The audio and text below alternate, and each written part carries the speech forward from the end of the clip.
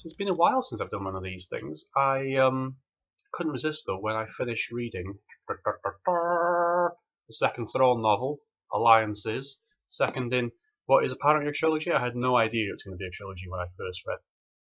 Was it 2 years ago now? Whenever it was, the Thrawn book, which I remember being a bit sort of unimpressed by. Thrawn at school didn't really do it for me. You can always check out the video review of that one, which is elsewhere on the channel here. Yeah, it wasn't as good a book as I thought it would be, mainly because Thrawn in school, why?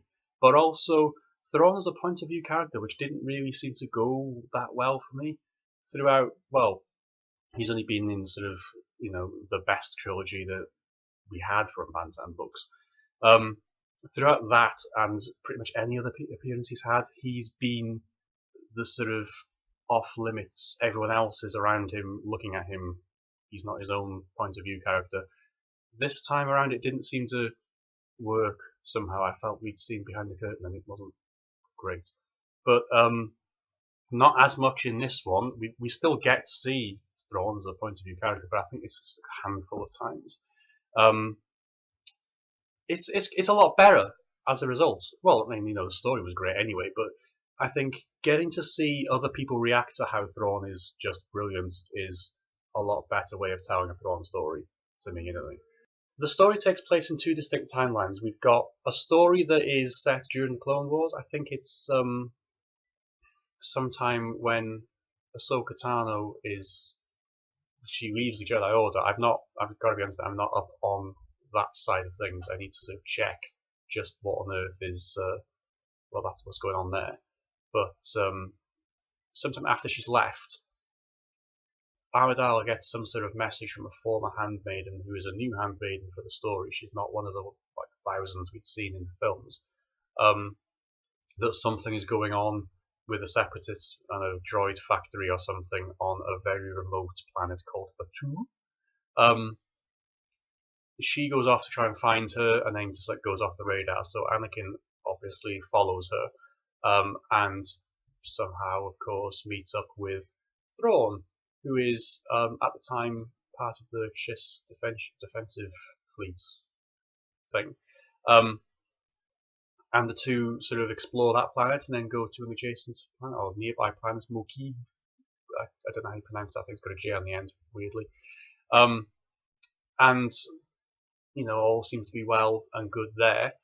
That storyline was, I felt grudgingly intrigued by it all, and the longer it went on, the more I felt like the later story that was Thrawn and Vader was sort of just getting in the way of what's going on with Anakin and Padme and Thrawn and the Separatists. Are they really Separatists? Are they some sort of different Separatists? It was very interesting.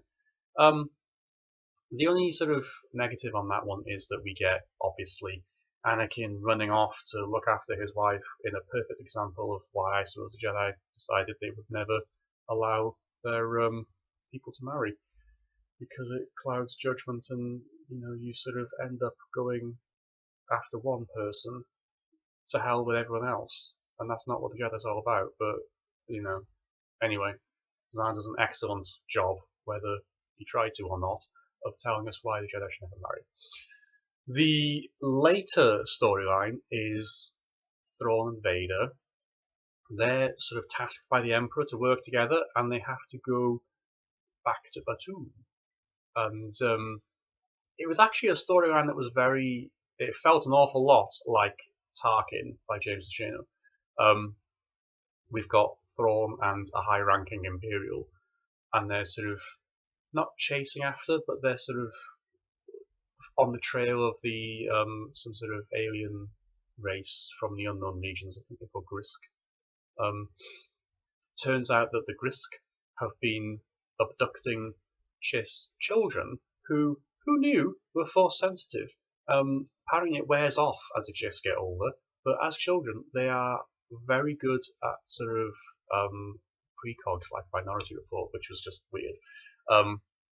And they're used for navigating through hyperspace, which was at times it was interesting. At times it felt a bit like, has anyone thought about the moral implications of this, but who am I to say it's an alien race? That storyline was quite interesting as well, especially towards the end when we got to find out that, spoiler alerts, by the way, they're after Chiss children. But the whole thing is quite important, actually. This book is very important because it takes place on Batu at the Black Spire Outpost, which is some new Disneyland thing in both Orlando and Anaheim, I believe, where they're making a Star Wars land, and it's all canonical because here we are, and there are going to be comics. I think there's an actual novel called Black Spire coming out by Delia Dawson, which, I mean, given what Phasma was like, for me at least, I don't know what to expect from that one. But it seems to be that they're making a huge thing about this Galaxy's Edge thing. So I suppose in that respect, this is the first time we get it in canon, so definitely worth picking up for that. It's also a Thrawn book, and it's a lot better than the first Thrawn book, so that's, it's got that in its favour. Overall, yeah, I was really impressed. I sort of, the last few novels I've read from the new canon have been really very hit and miss. I mean, I guess Phasma, I was alluding to earlier, was just dreadful. Last Shot, the Solo movie tie-in, I had to give up on that for a couple of months because it was just so bad. But this, I had some trepidation going into it, but overall, it's a really good book. The third book is coming out, I think, this July, maybe? So that's going to be interesting as well, because I think it's going again with, there's a very strong theme in here in the later storyline of Vader questioning Thrawn's loyalty, and I don't know whether the third book is going to sort of build on that. It feels, from the blurb I've read at least, that it could well do. Whether we get to see Thrawn banished for his mapping expedition, who knows? It's going to be, exciting to find out how this trilogy ends. And who knew it was going to be a trilogy as well? I was really not expecting that. I quite like the fact, even though the first one was, not that great, I quite like the fact that we're getting a trilogy here. So yeah, Thrawn Alliances. If you haven't already got it, what are you doing with your life? Go out and get it. It's really good.